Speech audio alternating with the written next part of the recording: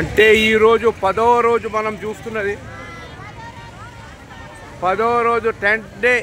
10 రోజులు గడిచినా కూడా ఇప్పుడు కూడా వీళ్ళ పరిస్థితి ఇదే మనం గమనిస్తున్నాం. చూడండి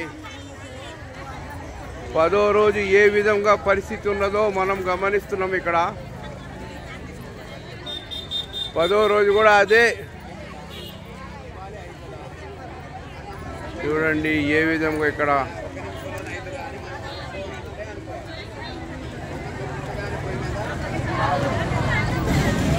సేమ్ 10వ రోజు కూడా అదే పరిస్థితి నడుస్తున్నది. ఇక్కడ నచ్చ చెప్పే పరిస్థితులు నడుస్తున్నాయి ఇక్కడ అక్క చెల్లెలకి. చూడండి పక్కడబందీగా 10వ రోజు ధర్నా. రోడ్డు మీద సగం రోడ్డు భాగం విడిచిన తర్వాత కూడా ధర్నా చేస్తున్నారు. ఇప్పుడు ఏదో చేతిలో పట్టుకొని ఉన్నారు.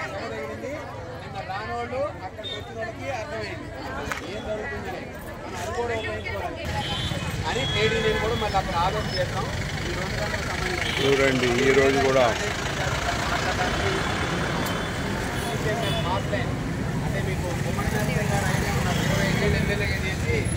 సైకిల్ మీద తిరిగే ఎమ్మెల్యే అంత పాటు బంగ్లా లేకోకుండా వాళ్ళ పిల్లలు కూడా గవర్నమెంట్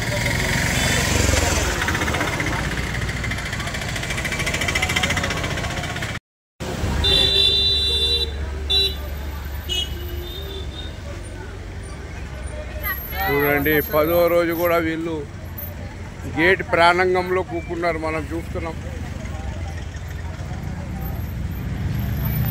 ఇవాళకి 10వ రోజు చూడండి.